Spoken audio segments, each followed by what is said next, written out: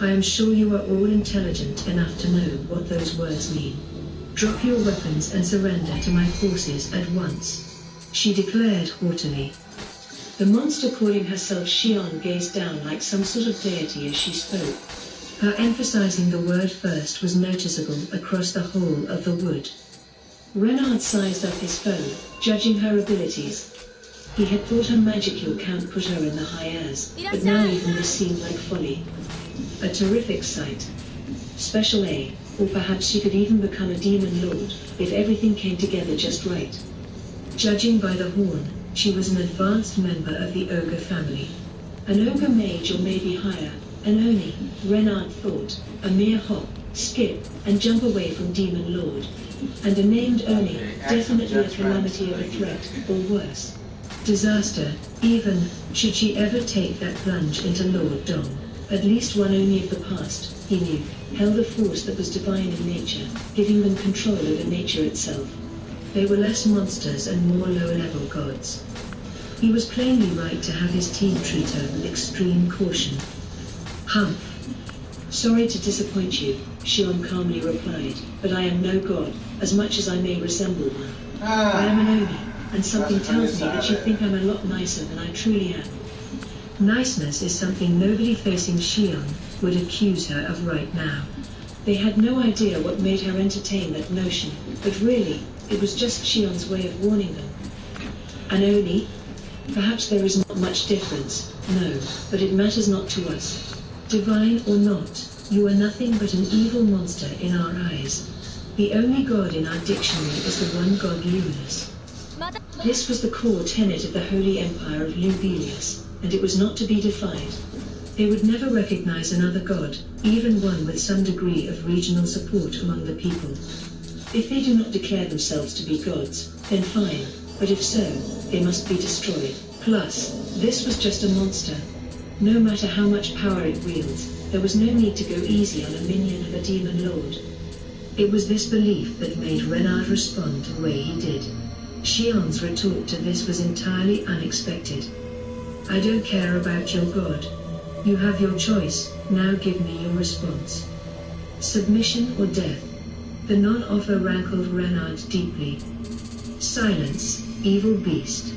The world shall be purified of unclean creatures like yourself. Enraged, he ordered his paladins to launch a holy cannon barrage. One of the few offensive spells in the holy magic family, it worked on a magical level, dissembling the particles to rob monsters of the very essence that formed their bodies. On a human target, it would merely knock them unconscious with its force. On a monster, it would wipe out their very existence.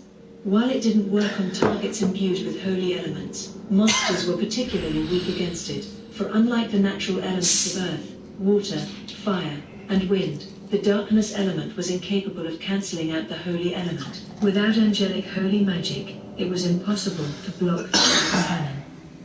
Accepting Renard's order, the paladins went on the attack, firing bolts of holy energy from all sides toward Xion. But she just stood there serenely, the massive blade in her hands deflecting all the energy away. Then, with a dejected "why don't they listen to me" expression, she turned to Renard once more. Is that your answer? If you refuse to submit, then that means it's time to die. Even Renard was shocked.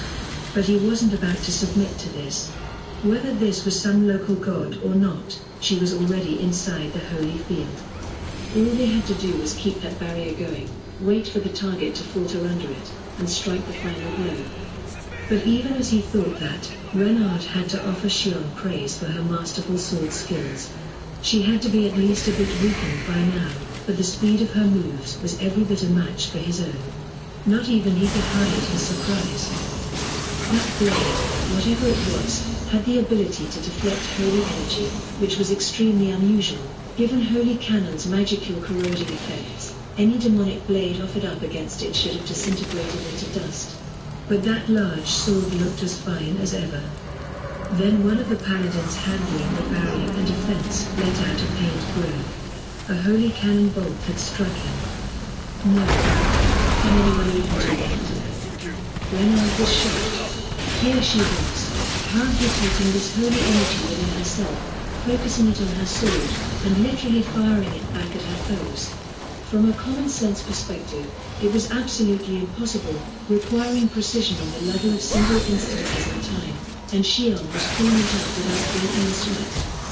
Hurriedly, he stopped the attack. The paladin, fortunately, was still conscious, albeit rattled. They would just need to stay calm and figure out another approach, but this move had rattled them all. Attacks going through a holy field and striking them were beyond their imagination, an unthinkable circumstance for any paladin. Renard had to bottle it all up as he pondered his next move.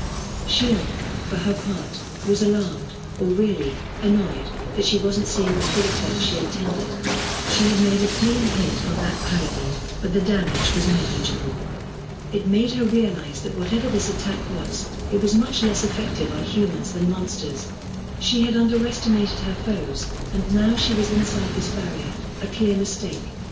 But she was expecting this from the start. She had her own ideas about this, and if anything, this was exactly what she wanted. This binding force was something akin to the holy field Raimaru warned her about.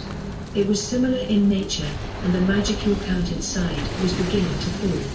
Soon, before very long, Shion's own force would be affected, and the spatial motion she surreptitiously tried out a moment ago was blocked. Still, this had all been factored into her plan. Hey. She suppressed her anger as she forced a smile. Surrender now while I'm still being nice to you. It was incredibly haughty of her, not to mention nothing wanted her to shake the weight of a paladin, but she was dead serious about it. That, of course, didn't come across.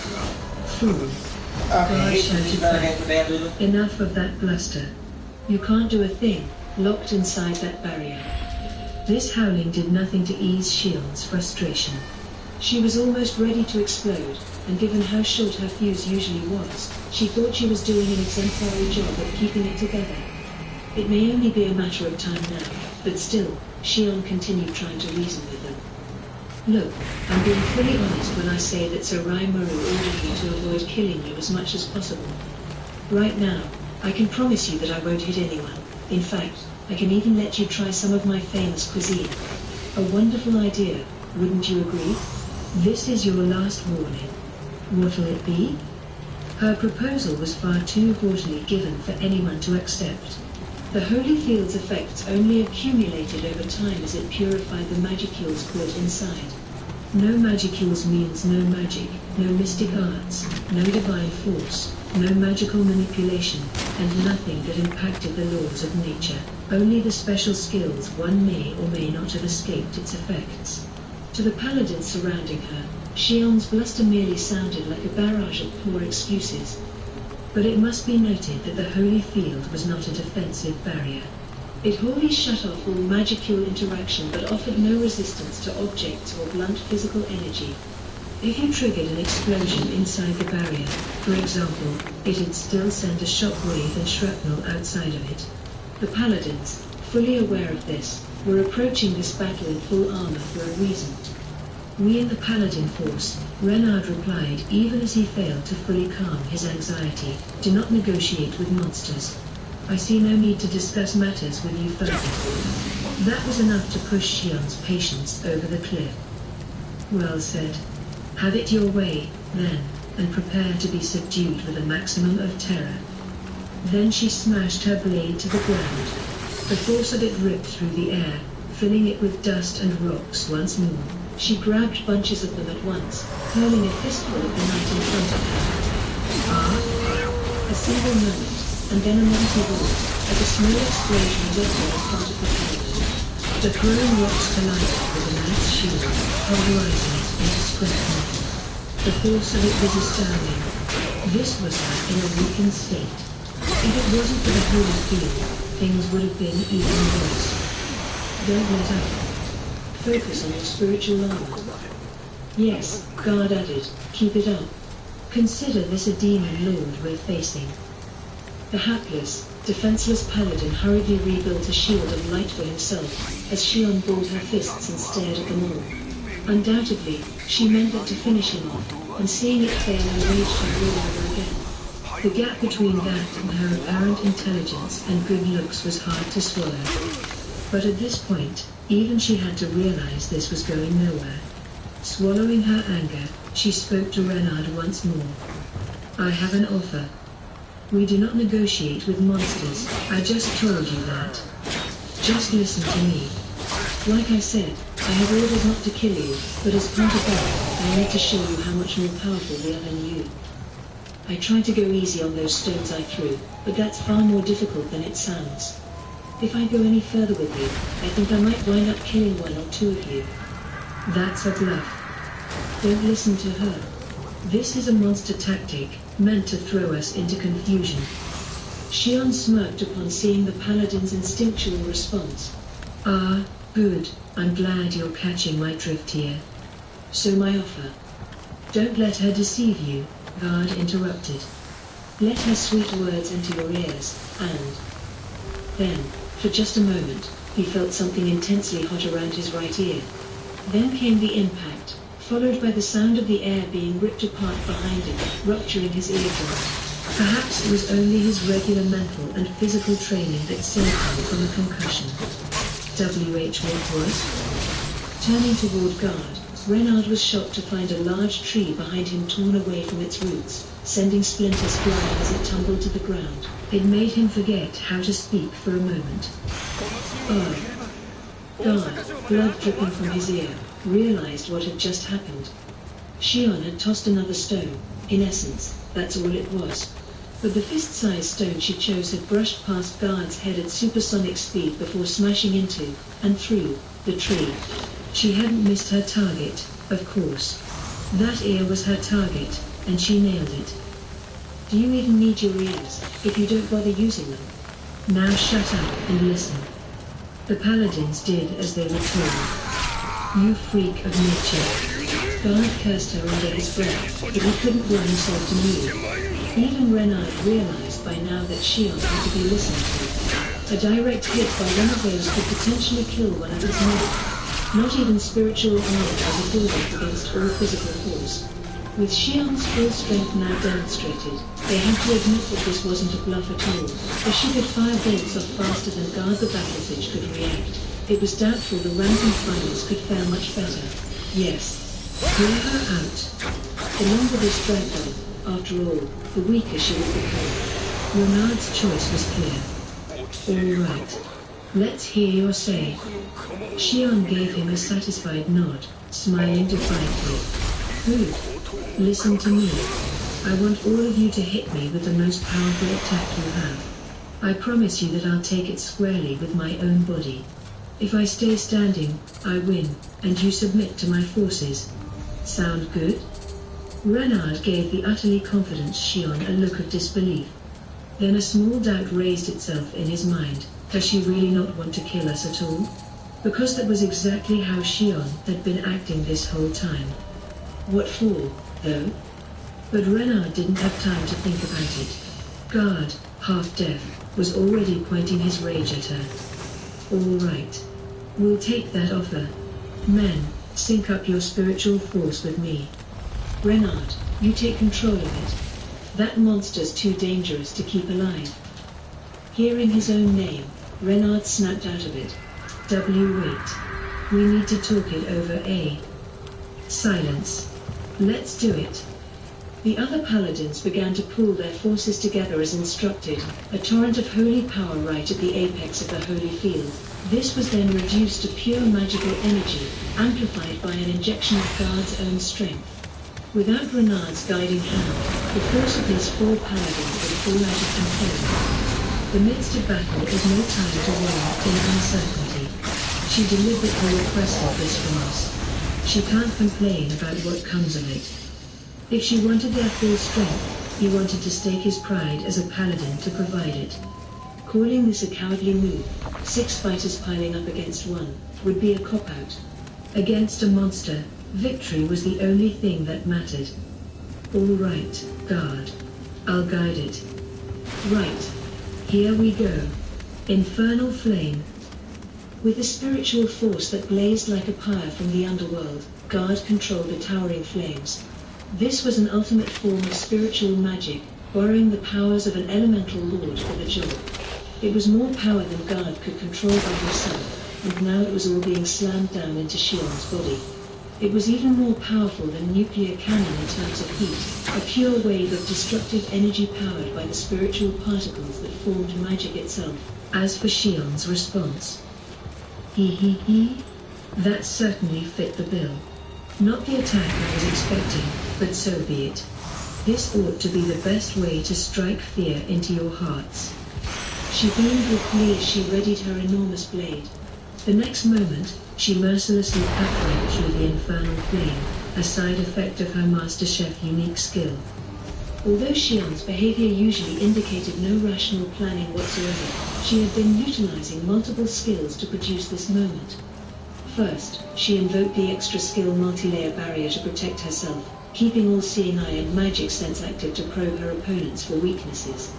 Then, using Master Chef's optimal action skill, she read the flow of those heat waves in a single, natural motion, cutting through them to avoid the direct attack.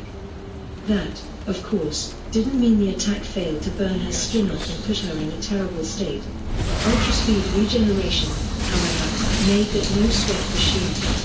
Her skin instantly began to fix itself up, returning to normal in a blink of an eye.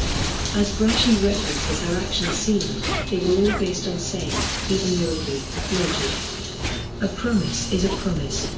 Surrender to my forces and release this barrier. Nobody found a ready response to Shion's declaration. The paladins just nervously glanced at Renard and Guard. Seeing such unrealistic sights in rapid succession froze their brains. Their pride as paladins had just been crushed. Only Guard remained unconvinced. Don't trifle with us, Master. As long as that barrier remains in place, you are completely helpless. It peeves me to suggest this, but I'd say we should turn this into a battle of endurance. Choose Guard? Renard was shocked. Guard was a man of reason, even if his anger sometimes got the best of him, but here he simply didn't know when to quit. As a paladin, that was perhaps the right choice, but it didn't seem at all like the Guard he knew. But time had run out on that proposition. Shion's aura surged, projecting danger across the woods. Ha! You still refuse to accept it? I really will need to kill you now. Renard shuddered.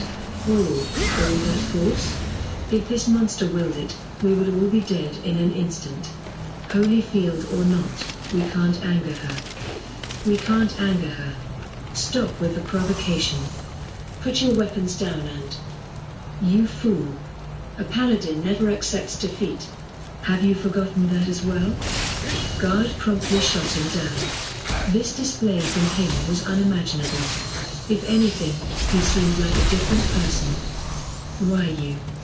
But before Renard's confusion could fully transform itself into doubt, he was interrupted. HNGH. With that grunt of force, accompanied by a sharp creen echoing across the sky, Shion's blade cut through the barrier. The holy field, the source of confidence for all paladins, was shattered. And no. That is a holy barrier. Is this some kind of nightmare? How can a monster destroy a holy field? It blocks all magic tools. The paladins murmured among themselves, their words and faces full of gloom. Shion, on the other hand, treated all of this as the obvious result. I knew it. It's not a dense multi-layer barrier at all. It's just a special barrier modified to change the rules a little bit. Modifying the laws of nature like that happens to be a specialty of mine. I'm good at cooking that up, you could say. Renard had no idea what any of that meant, but there was no doubting what she just did. Using Master Chef, she had modified the results the Holy Field projected on the world. Rewriting the cookbooks, in a way, overwriting the barrier with something more to her liking. That was the guarantee result skill, the most valuable tool in the Master Chef arsenal and the main reason why her food had gotten much better as of late.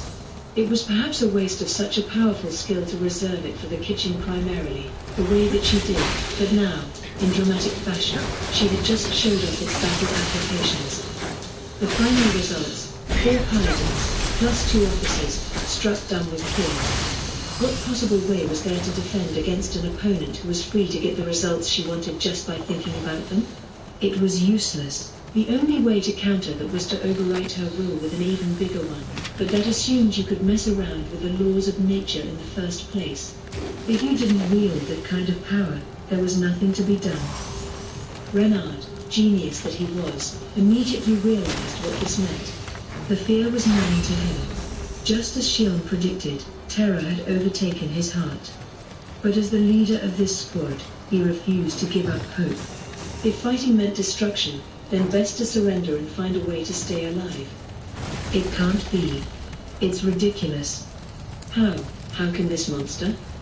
As Guard babbled helplessly by his side, Renard made his decision, his voice wobbly, as if waking up from a dream. We surrender. I only hope you will offer fair treatment to my forces. Finally, mercifully, Shion gave him a broad grin. For the first time, Renard looked right at her. That firm, guileless grin. Then, mulling over his own words, he regained his calm and reflected on the day's events. It seemed certain that this monster Shion really wasn't interested in killing. That wasn't Shion's will, but that of her master, the demon lord Raimaru. This made the story of Raimaru ordering a demon to kill Archbishop Rodan seem a little unnatural to him. And come to think of it, the whole reason Hinata traveled here was in hopes of building a friendly relationship with Raimaru. Why would the demon lord himself seek to interfere with that?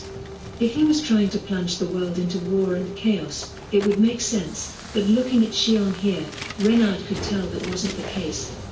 Which meant... Wait, am I the one being used here? Hearing that the demon lord Valentine, the nemesis that snuffed out the lives of so many of his fellow classmates, was connected to Hinata had made him lose his critical thinking skills. Had that been used to trick him? By who? The 7 Days clergy, of course. Reaching this point in his mind, Renard felt the blood flowing from his head. No, he realized, the cruelty pathway was nothing but a hindrance to Hinata's mission. Even again, he could see the facing up against Raimaru right now, and neither side seemed in the mood to talk. It was the calm before the storm. Yes, this is. I am so sorry, Lady Hinata. Thanks to me, any attempt at negotiation was. Now Renard knew the truth. But the truth allowed him to do anything apart from watch the battle. There was no room for him to intervene. And then the battle started. Hinata and Raimaru threatened swords before the man's eyes. It was a stroke of luck that Hinata accompanied Shizuru to Shizu on his own. Even if it was just for an instant, a mere month, she was the only person that Hinata ever truly opened up to. In that short period, Hinata had learned all of Shizu's great skills, and when she was done, she left. Hinata was afraid of being rejected, and in the end, she was afraid she'd lose the warmth she had managed to gain this one time. She was fully aware of how awkward this was, and she did it anyway. She had killed her father for the sake of her mother, but all it did was break her mother's heart. Despite it all, she loved her husband. Perhaps her mother got into religion because she needed prayer in order to deal with it, but there was no eradicating unhappiness from the world. That was the natural, obvious truth. Trying to make it all go away would accomplish nothing. Hinata didn't want to admit that. She wailed at the unfairness of reality, dreaming of a world where everyone could live in peace. What if her mother prayed to make up for her daughter's crimes? If that was the case, did her mother really hate her? Just imagining it racked Hinata with fear. That's why she saw coming to this world as such a fortunate thing. Her being here freed her mother from the pain, no doubt, and Hinata wouldn't have to go crazy any longer. She could just go on and on, like a machine, and not worry about anything. Such were the kinds of fantasies Hinata lived with. That was why Hinata could never accept Shizu. If she did, and wound up hated for it, Hinata would likely make an attempt on her life.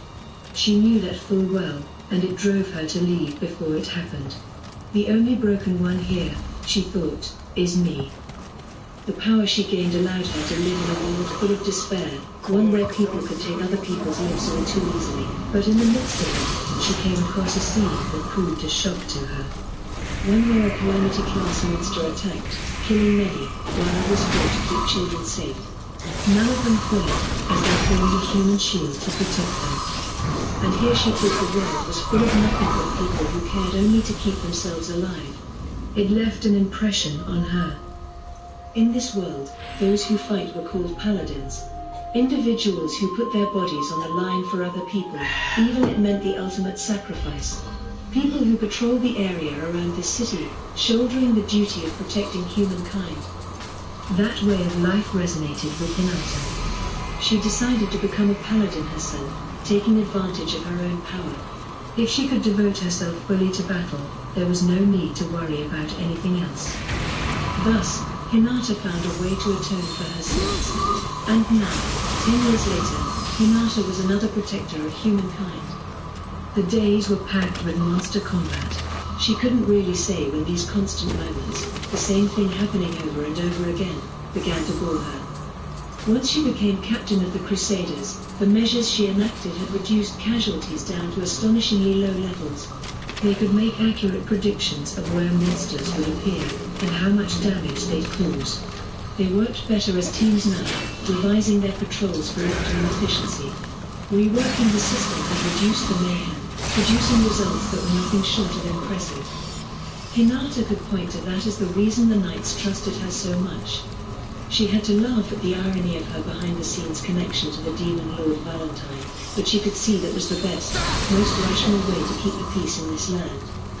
She didn't let it bother her. She had no regrets. Under the god Luminous, all were equal, and only in a fully managed world can people enjoy true happiness. Now, though, the situation was poor. Laughably poor. But it had also led to a breakthrough. There was no longer any room for negotiation. She had to win, or else she wouldn't even have the chance to explain her actions. It didn't seem like he was willing to listen to her, perhaps as payback for ignoring him so willfully last time. The shoe really is on the other foot this time around. Hinata chuckled at herself. Things had changed so much that she began to miss those days of boredom. There isn't a single shred of kindness in this world, is there? She could whine about it all she wanted, but her mind was already made up. There was no point worrying, or even thinking, about it. Victory was the only way she could break out of this. Were her beliefs right or wrong? That hardly mattered any longer, as her mind shifted solely to how she could win this. Hinata sized up Rimuru. Arno and the others had moved away with their own opponents. It was just the two of them now. Silently, she invoked her measure, a unique skill to look him over. He may as well have been a different person from before. Rimuru was a demon lord, and there was no telling how deep these waters went. Oh boy. Look at all that growth. The idea of him warring with humankind makes me shudder. If not even Measurer could fully gauge him, it meant Rimuru was either at her level or higher. She moved on, invoking Usurper, her other unique skill and the one absolute advantage she could always enjoy over those superior to her. It let her effortlessly see through and steal the target's skills and arts, and while that didn't mean she could use them all to their full potential, taking away the skills her opponent worked so hard to obtain was, in its own way, a cruel and merciless gesture. If the target was below Hinata in skill, the evaluation results provided were always not applicable. It meant she couldn't take that target's skills, even though that had no effect on her eventual victory. If the target was better than her, Usurper could either fail or succeed. Ending with one of those results meant this was a pretty strong foe, but success meant she knew all the target's skills and arts, and if it failed, she could just try again, as many times as she wanted. No matter how formidable the foe, she could always make the skill succeed given enough tries. It was just a matter of staying on guard, buying time, and waiting for the right moment. Pull it off right, and Hinata's victory was assured. When she fought Rimuru for the first time, Usurper came back with a not applicable for her. It convinced Hinata that she had nothing to worry about. She totally downplayed his chances, and while having a quick summon on her was a bit of a surprise, it still wasn't a serious problem. She had honed her skill to the point that she could force takeaway, a rule-breaking skill that was fully effective against weaker foes. Forcing her to turn to that, Hinata had thought, was impressive of Rimuru. But that was all. Hinata thus invoked Usurper as a starter, just to see what kind of enemy she was dealing with. This time, though, it failed her. The skill went through the motions, and once it was done, the result it returned to her was blocked. That was the second time she had seen that. The first was against Luminous Valentine. So you're in the same lofty heights as Luminous. Hinata was impressed. And in such a short time, too. Trickery wasn't going to achieve much here.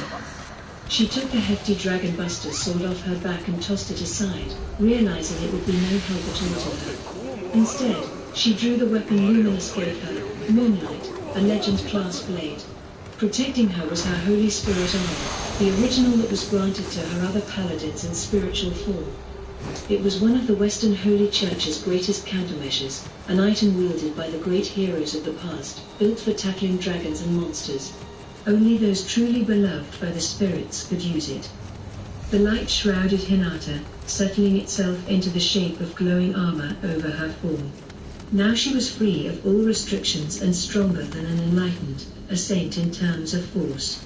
Now, it was a clash of power against power, and she was willing to put it all on the line. The boring routine her life had become had just reached its end. Waging war without any hope of winning was the work of a madman, but here, Hinata's heart was singing. She smiled a little.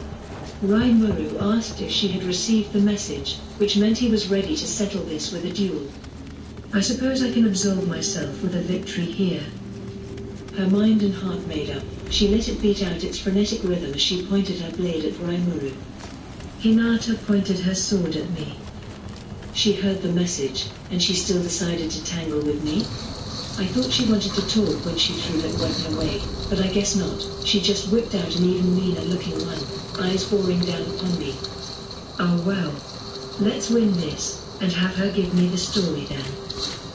Facing off against her like this, I couldn't help but remember that this lady had no weaknesses at all. Out of any existing weapons in this world, the ones I've seen anyway, this had to be the fastest one. I took out my katana to address it. If I knew it was going to shake out the others, I should have had Kurobe finish up the katanas that I took into my own personal use. One had been sitting in my stomach for a while, steeping in a steady stream of magicules, and now a heavy looking shade of black from tip to handle, but it was in Kurobe's workshop right now. I had waited so long for it, I figured there was no major rush. Faced with Hinata's blade, though, this substitute I had in my hand seemed a little lacking.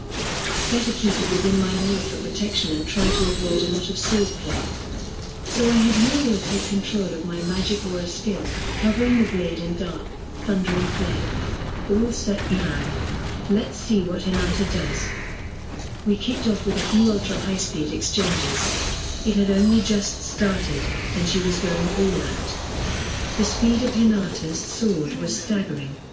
Mind Accelerate raised my brain's computational speed to 1,000,000 times normal, and it still just barely let me react. It even reminded me of my fight against Millen.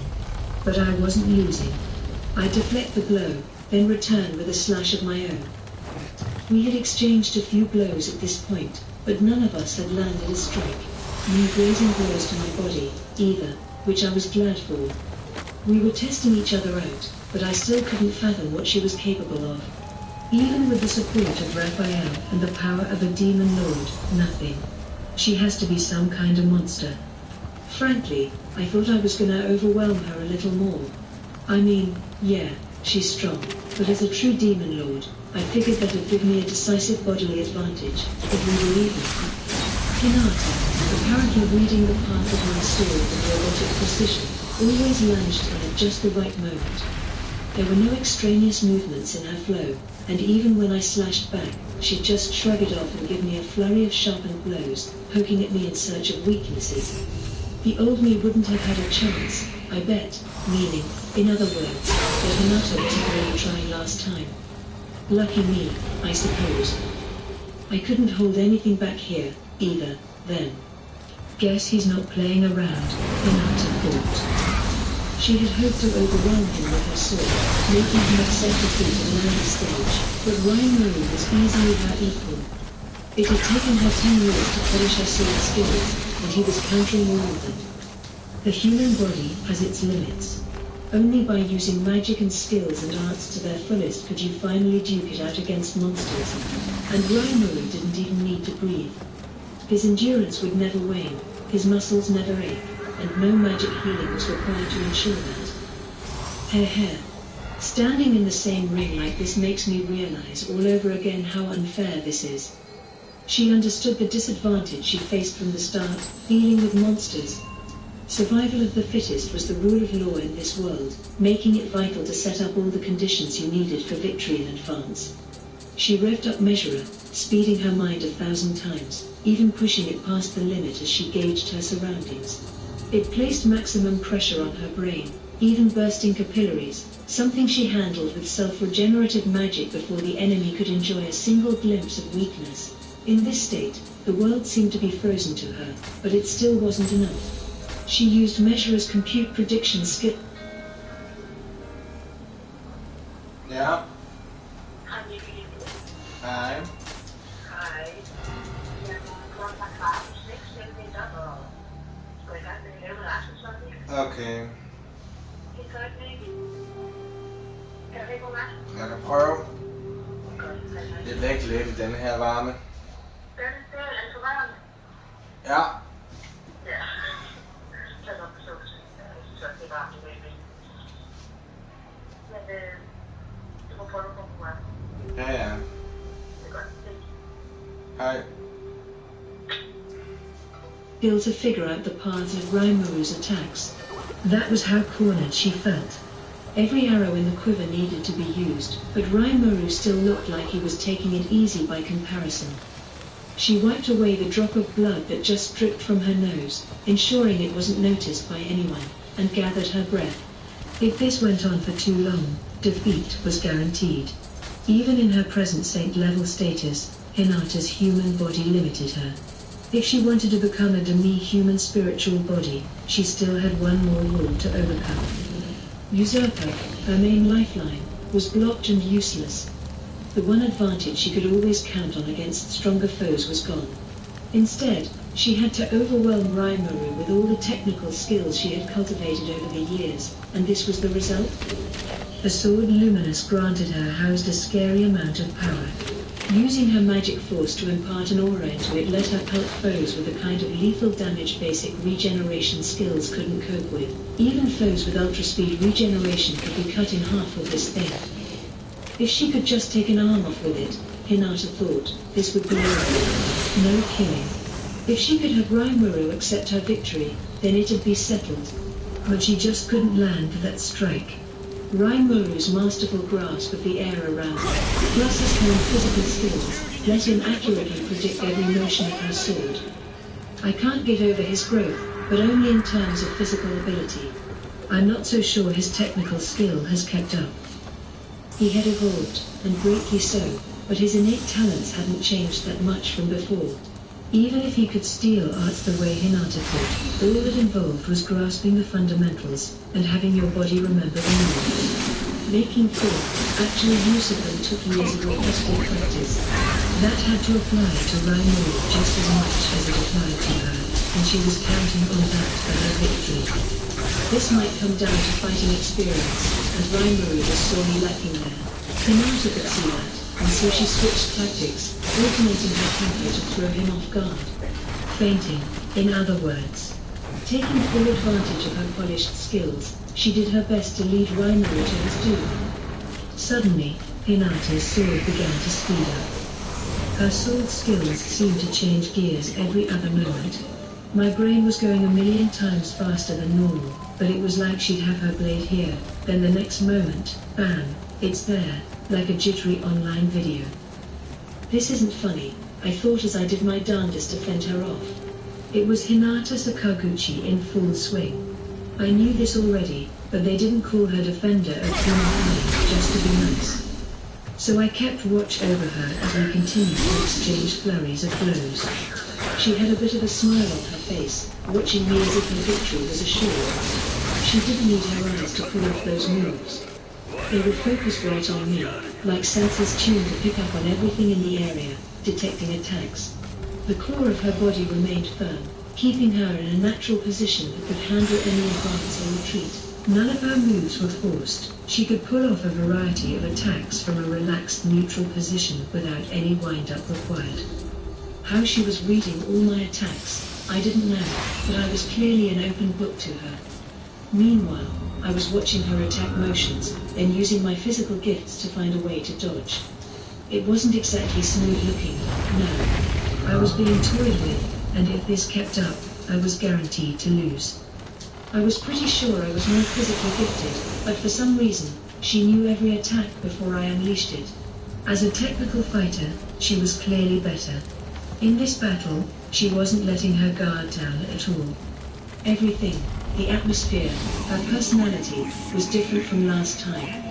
And those strikes, laden with as much force as they were bound to sorely damage me if they hit. Understood. The blow would not be lethal, but it would drain a large amount of magical energy. Yeah, see? And not being lethal was great and all, but one poorly carried strike, and I was going to pay dearly for it. A few in a row, and I'd be in danger. According to Professor Raphael, that sword of hers had some kind of special force as well.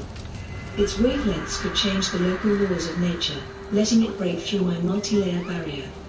For real? It can't be. But I doubted Professor Raphael was wrong. Oh? Sorry? Something up? Report. Next attack incoming. Oops. No time to be lost in thought.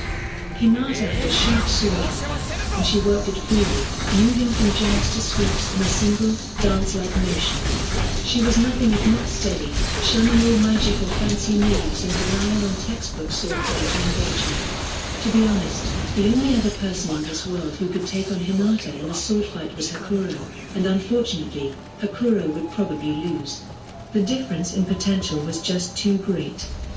Looking at it like this, Hinata was truly a combat genius. No half-hearted attacks would ever work on her.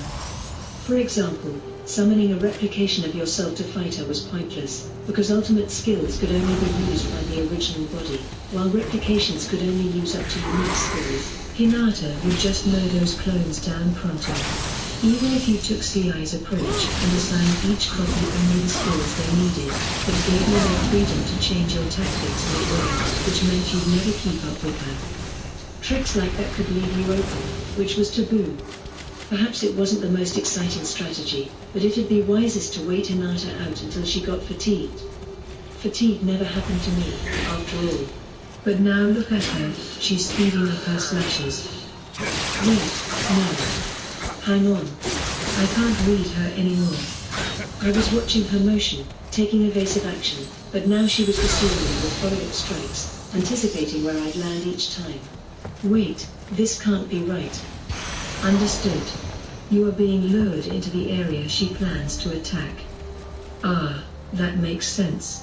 Wherever I try to escape to, Hinata's always there with the perfect attack. In other words, she can make me go wherever she wants. My clothing got ripped. The grazing blows were starting to pile up fast. Oh, crap. This is really bad. Professor Raphael. Isn't there anything we can do? Think, dude. Report. Predict future attack land. Use this skill? Yes. No. Whoa. Glad I asked. This guy's unstoppable. I always knew the professor would come through in a pinch. I had trouble figuring out what it said out of nowhere, but that sounded like one hell of a skill I just acquired, so... Report. It was not acquired. It was learned.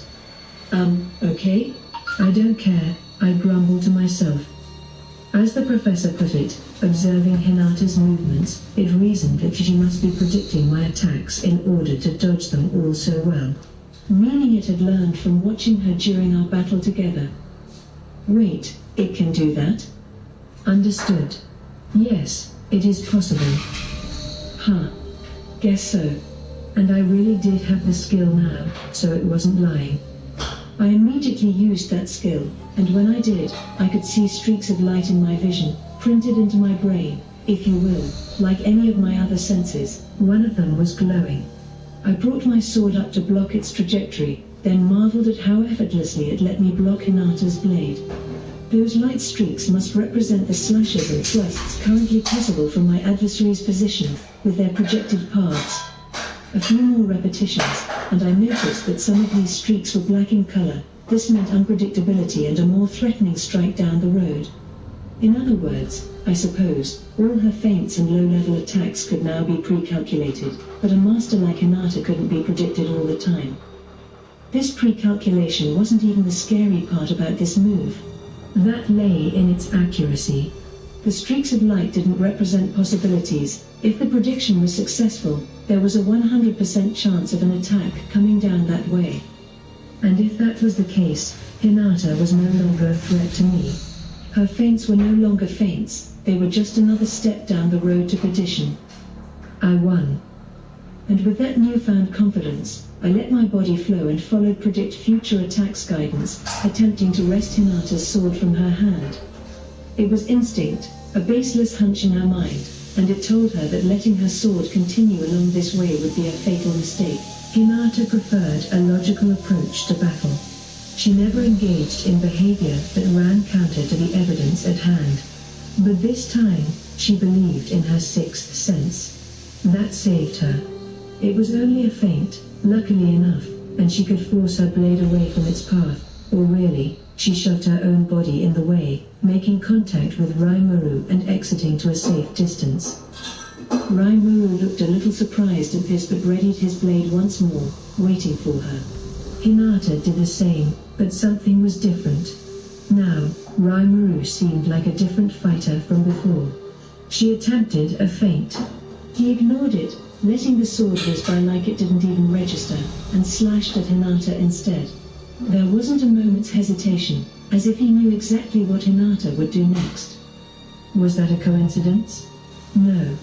It's even more accurate than my compute prediction. It was disturbingly close to predicting the future. She felt like he was almost perfectly reading her thoughts. The speed he's growing at is incredible. I may outclass him in sword skill, but his latent ability more than makes up for that. Nothing half-hearted will work against him. And if it doesn't? Coldly, impartially, Hinata compared herself to Rimuru. At that point, she realized, her chances of victory plummeted a shocking amount. She had hoped for a quick resolution, as more time would just shore up her opponent's position, and here was the result. If she wanted to beat this guy, she now realized, she had to throw away all niceties, in the effort to go easy or not actively kill him. There was only one answer left. To break out a move she normally never showed in public and to grasp victory with it. She kept her distance, aiming for a fresh start to work with. It looked like things were largely settled around them. Everyone was stopped, as if time was frozen for them. They were all focused on Hinata and Rimuru's battle. The two of them couldn't even attack each other any longer. They could both read so far ahead in time, they could predict the results before they took action. Time passed. Rimuru, I have a proposal. What is it? Let's settle this for the next strike. I have a finishing move, and I intend to put all my power into it. If you can withstand it, you win. If not, I lose? Hinata nodded. But let me warn you in advance, this move is dangerous. Are you willing to accept this? She thought he would. And now that Hinata had kindly provided the story, Rimuru was no longer in danger of dying herself. It meant Hinata could use it without any regrets. If she did kill him, the higher amount of poor energy would turn into berserk menaces, striking through a humankind without prejudice. Hinata, her strength exhausted, would be killed at once, followed by all her weakened paladin fighters. To avoid that, Rimuru needed to be kept alive. This move was called Night Slash, part of the Overblade family, and normally, she'd prepare it on the side, not letting anyone notice it in advance.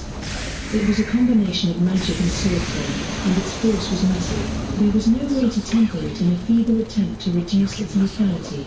That's why she could only rarely use it. Besides, if I showed this to you, you'd just copy it like it was the easiest thing in the world, wouldn't you? She had reserved Meltslash only for foes she intended to kill. Revealing it to Raimaru, who could learn anything after a single repetition, frustrated her. But so be it. Nothing else was holding her back. I need to settle this here. The only way to make Raimaru admit defeat was to show him just how overwhelmingly outclassed he was.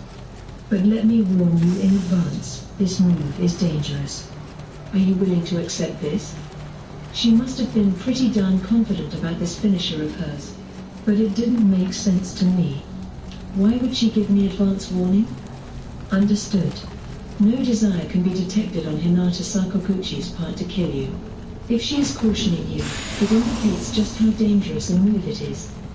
I see. She doesn't want to kill me. Wait, what? Didn't she come to do just that?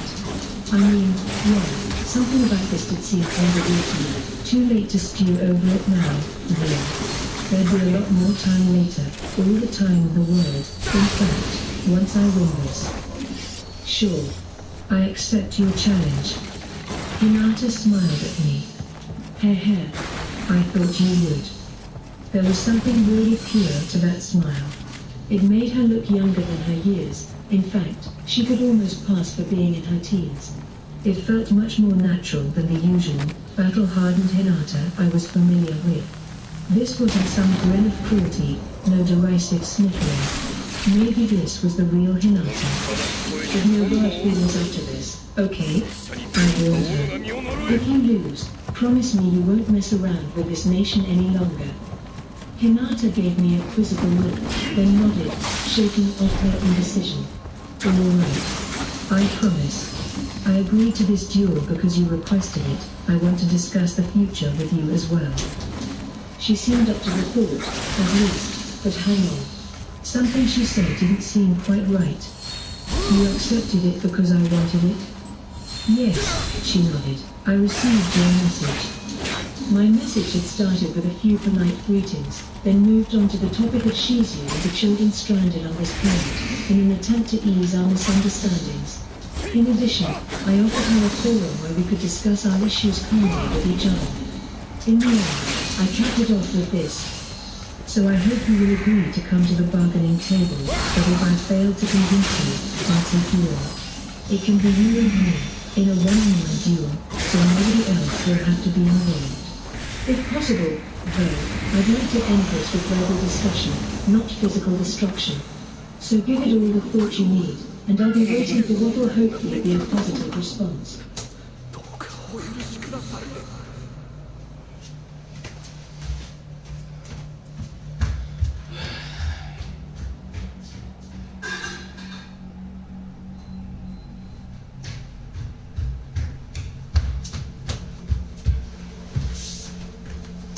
For now, see you later.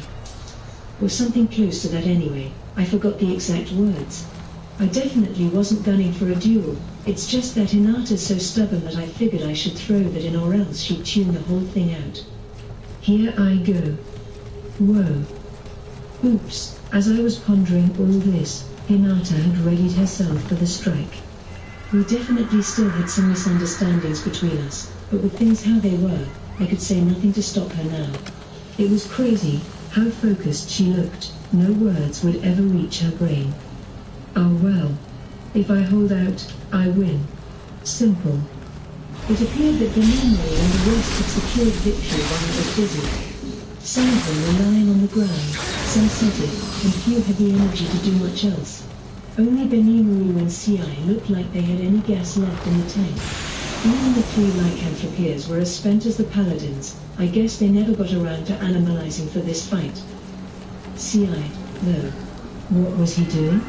The female knight he was engaged with seemed to be unhurt, but for some reason, she was looking at CI and visibly blushing. I could see her fidgeting nervously on her feet, even, which only added to the mystery. It was like she had a crush on the guy or something. What's up with that? Aren't we kind of all locked in combat right now? I'll need to inquire about that later. Then we had Shion. She must have totally stormed through her battle, and she even had paladins meekly following behind her. Prisoners? Some of them looked wounded, but none fatally. A little recovery potion, and we'd be all good. I'd need to dole out some praise for that performance. They'd just left Inata and me. And we were just one attack away